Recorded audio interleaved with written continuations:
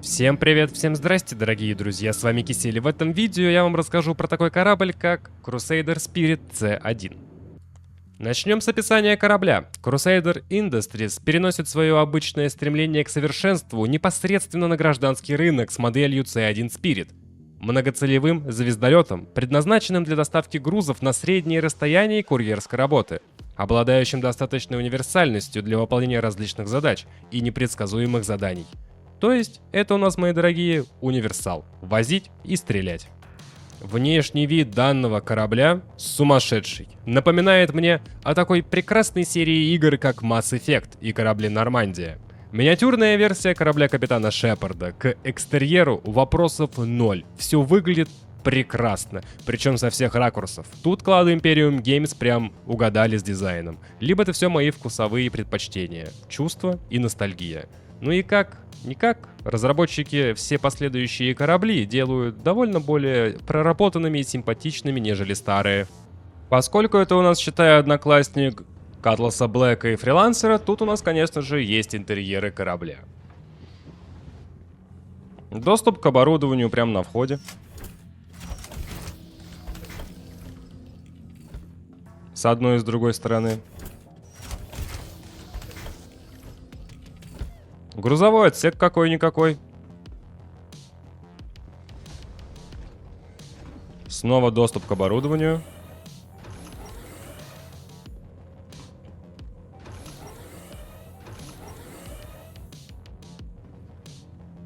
Дальше оружейные стеллажи.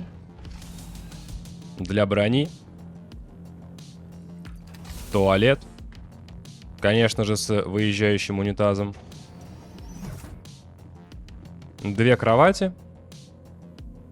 Ну и, собственно, на этом корабле еще есть трактор БИМ. Чтобы его запустить, нужно сесть за кресло второго пилота и отправиться сюда, управлять дистанционной турелью. И кнопочку нужно зажать. Вы можете с верхней полусферы все это забирать. И нажав назад, можете поменять место дислокации в нижнюю часть корабля рядом с пандусом. Все очень удобно, как по мне. По кабине все достаточно простенько. Тут у нас лишь только два монитора, большое количество кнопок, из которых, конечно же, не все у нас работают, что грустно. И радар находится справа. Его будет видно, даже если не переключать взгляд, зажав клавишу F и смотря сюда. Так что, в принципе, нормально. Обзорность, более-менее, скажем, есть. В верхней полусфере, в нижней, как понимаете, отсутствует. Нормально. Не загроможденно, по крайней мере. В плане взлета и посадки никаких сложностей у вас с этим кораблем не будет. Это вам не Суринг, где нужно садиться вверх ногами. Здесь даже есть некий бонус в виде переключения режима работы двигателей, если вдруг вам понадобится. По ХП у него 67 600 ХП. По щитам его можно раскачать до 6170 щита. А у его одноклассников следующее. 29 700 корпуса у Катласа и столько же щита, как и у Спирита у него. 31 600 корпуса и, внимание, 18 500 щита у Фрилансера. И у Зевса МК-2 32 000 корпуса и 18 500 щита. И правда, я не совсем уверен считать Зевса МК-2 одноклассниками этих кораблей, но все же он здесь будет фигурировать.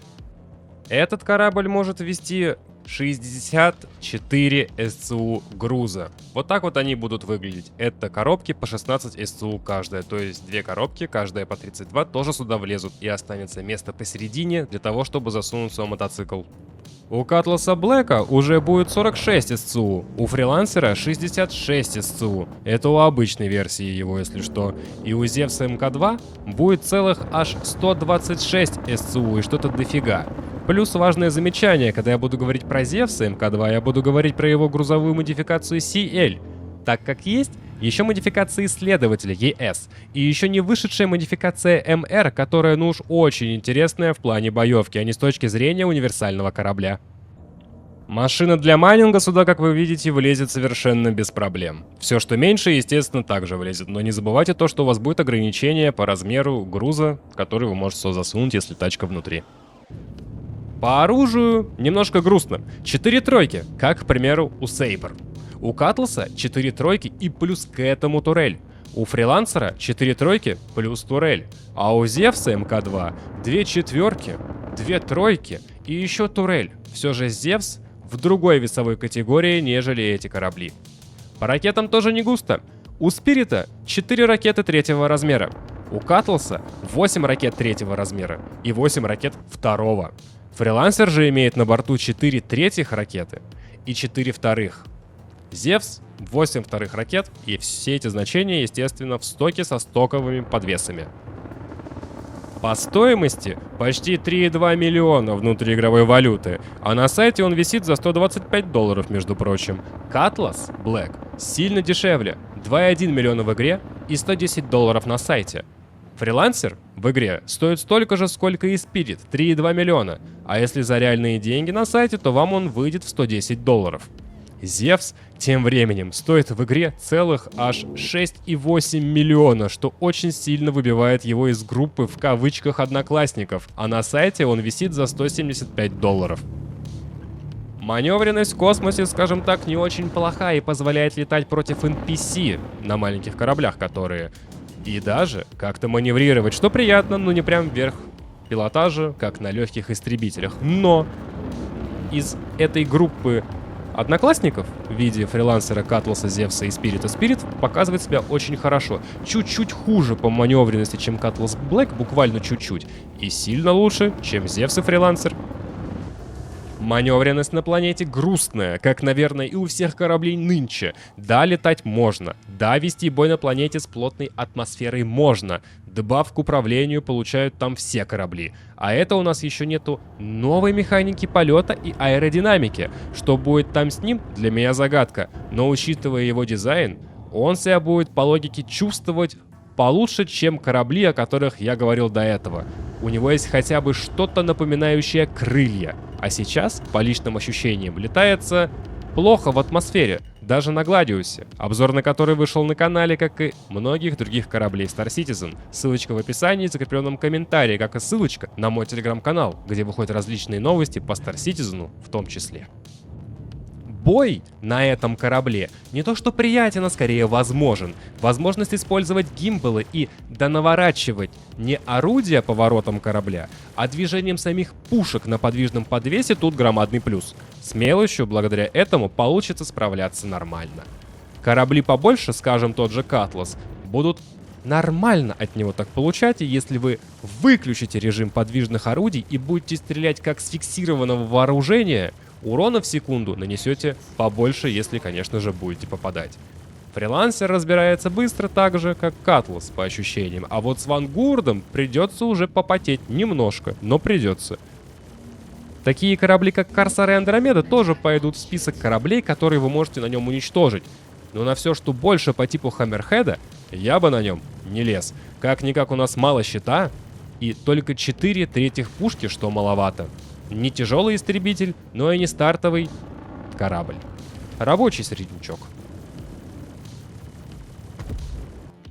Если вы не знали, у Спирита есть еще другая модификация. При беглом взгляде это вроде тот же самый корабль с другой окраской. Но если копнуть глубже, то вы заметите, что у него вместо тягового луча стоит спаренная турель. А когда зайдете внутрь корабля, увидите не место под технику или же груз, а отсек с бомбами, которые могут натворить дел. Даже если она падает рядом с техникой, то ее сбивает и толкает ударной волной. Ну а при более точном попадании техники конец. Что будет при попадании по Хаммерхеду, Полярису или Идрису, я не знаю, не тестил, напишите по этому поводу в комментарии, если знаете. По пушкам они одинаковы, за исключением спаренной турели. По количеству хп корпуса и щита тоже одинаковые. Правда, стоит он уже 5 миллионов внутриигровой валюты, а на сайте за него просят уже $200. И никакого груза вам или техники, только пушки и бомбы. Внешний вид и более усиленные боевые возможности, конечно, подкупают. И жалко то, что у обычного Спирита нету дополнительной турели, как у других, в кавычках, одноклассниках.